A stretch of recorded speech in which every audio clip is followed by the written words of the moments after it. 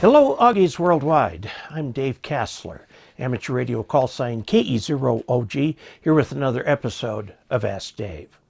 Today's question comes to us from Teodor. He's 2 Echo 0, a Golf India Yankee, which is a United Kingdom call. And he has this question: why 450 ohms?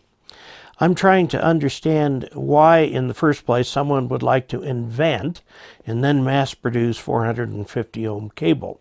Well, the answer is because it's incredibly useful.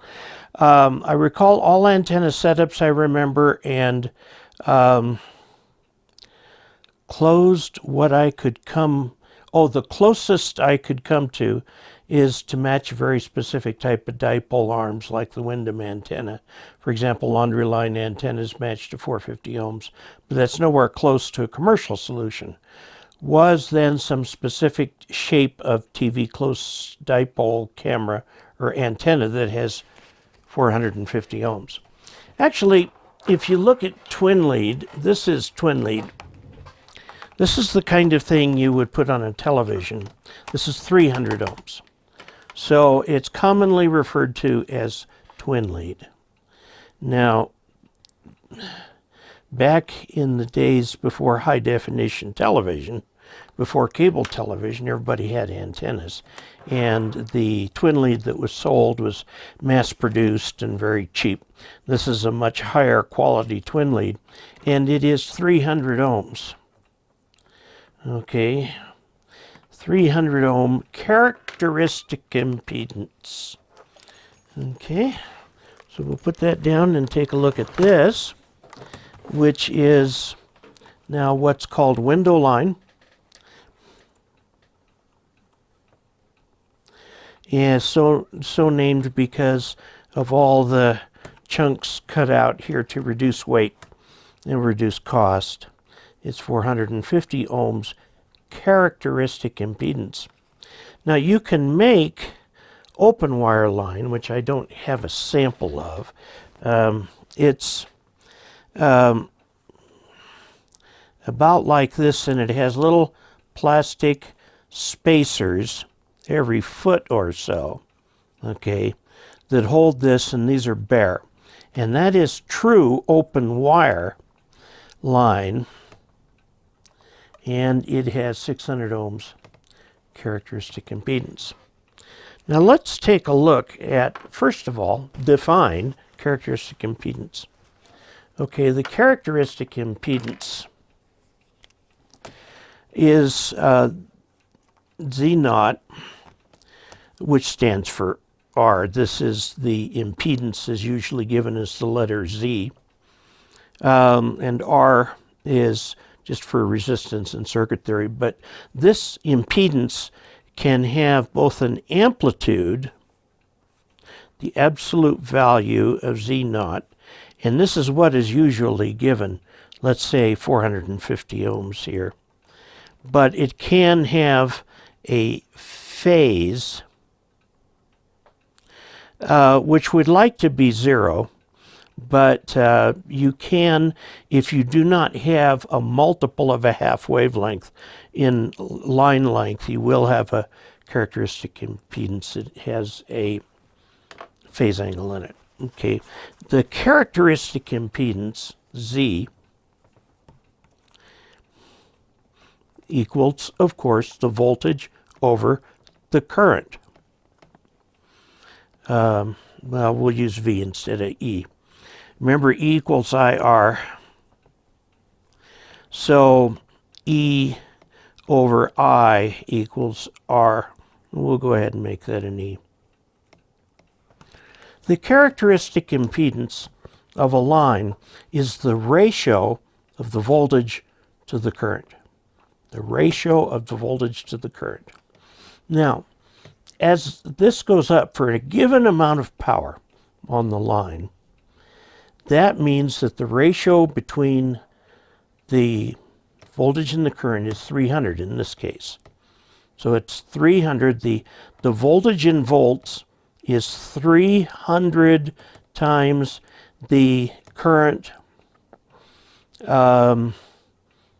I in amps. Okay? That's not supposed to be an equation. Now note what happens here.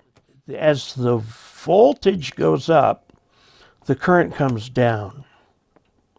The voltage goes up, the current comes down by quite a bit. In fact, here it is half of what it is here. Now, the power loss in the transmission line, the power that is lost due to resistive loading, is I squared times R. Power equals E I. You can always go back to basics. It's the, and we can substitute in here,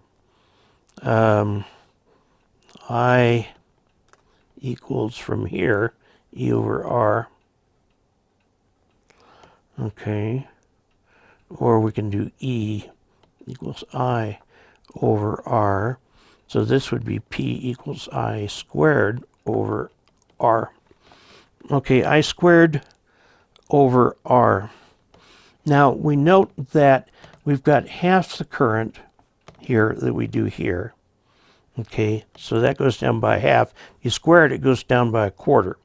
So it's 0.25 times what it would be here. And then the R goes up to 600. So this number goes up. So the current, or the power loss, goes way down as the impedance goes up. So this is the reason for higher impedance lines, is that there's less power lost. Now coax is a crummy 50 ohms. Okay, coax. It can sometimes be 75 ohms. Okay, and the point being here that these lines lose much less power in going to the antenna. Now, that's very, very important, because if you have a long line and coax might give you a higher loss than you would find acceptable, then you go to one of these solutions. Now, there is a problem. Okay, and let me tell you what the problem is. With coax, if we look end on, there's a center conductor and a shield. Now the current, the power, well, no, let's go with the current, because if you look at it as a field, the power is in the dielectric, but the current is on the inside of the shield and here, and everything having to do with the signal is inside the coax, assuming 100% braid coverage. There are some coaxes that do not have that. Now, if you look at open wire line end on, okay, and you've got some plastic around it, like that, and so on. The actual pointing vector is in here, in the middle, and the fields around this extend out like this. They get weaker as they go, with most of the power in here, but some outside here. So you immediately see an advantage to coax. Coax keeps everything inside. That means if there's a strong external field, it doesn't matter, it cannot penetrate the coax. If you do open wire line, the field structure of this to provide the power, the electromagnetic field, or EMF, is outside here. So if you're going to mount this, you need to put like a piece of plastic with a metal ring and some screws to screw it into something. These are called standoffs.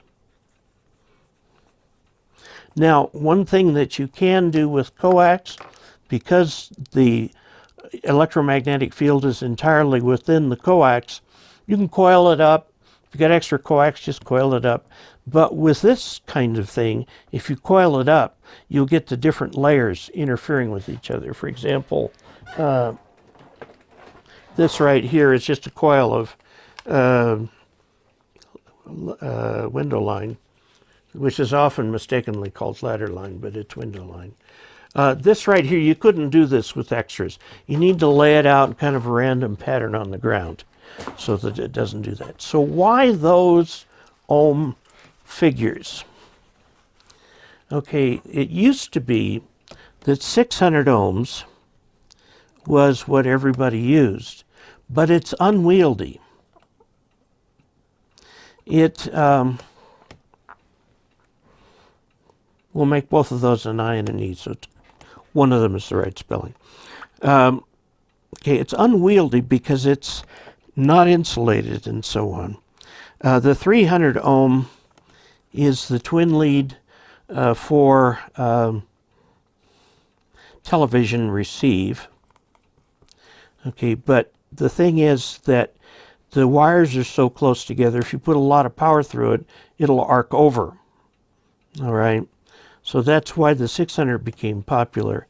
The 450 came out when it was convenient to manufacture something, and you see that this is much broader, wider than the twin lead in there, okay? It's much wider, so much less of a chance of it arcing over with higher power. Now, why 450? Well, you got a chicken and egg problem here. It's 450 because it's been 450. Okay, 450 ohm window line, we'll call it by its correct name, window line, actually entered amateur radio within my lifetime. Okay, when I first came into amateur radio, you had 50 ohm coax and you had 600 ohm open wire line. 450 ohm came out as kind of like a broad twin lead. And so what happened is a lot of people have gravitated to it. It can carry very high power and it has very low line loss. Okay, again, because of the higher impedance. The higher impedance you go, the better. You can make your own twin lead, anything. There's a formula that is the basically the diameter of the wire, okay, and the distance separating these two is all there is to the formula, and it will tell you the impedance. So this stuff is easy to manufacture, readily available. It's useful when you want very low loss, like in receiving circuits. Also, let's take a look at this. If you have a dipole just made of a wire, that impedance at the center is anywhere from 30 to 70 ohms. Okay, now if you feed this with ladder line or window line, 450 ohms, obviously there's an issue right there.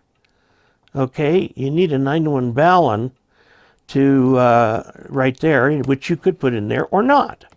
And then you bring this down to a tuner, and 50 ohms out to the radio. Now, most tuners have a connection on the back for open wire line. Now, what happens in here is obviously there's going to be line loss because of the mixed impedances. However, remember that thing that we showed you, that the impedance is the ratio of the voltage to the current, but the power lost is is I squared over R. So as this goes up, the current goes way down. It actually goes down even more. It's multiplied by like 0.25. You end up, even though there's a lot of standing waves on this, you end up losing less power overall than you might with a piece of coax. Okay, plus you can tune this on just about any band right here, up here. That's the versatility of the 450 ohms.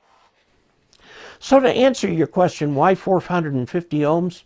The answer is because somebody started making 450 ohm window line, and the amateur community picked up on it, along with the community that has some antennas in some fringe zones, which of course now been replaced by satellite dishes. But the point is it's very low loss, can handle high power, and it's cheap. It's dirt cheap. And if you take care in installing it, you can get some good results. Why 450? It's a compromise between the 300 and the 600 of the two existing lines. So there you have it. Now, if you are a viewer who would like to help support this channel financially, go to dcasler.com/support. If you would like to learn about our monthly giveaway, go to dcasler.com/giveaway. Also, please be sure to subscribe, click like, and until next time, 73.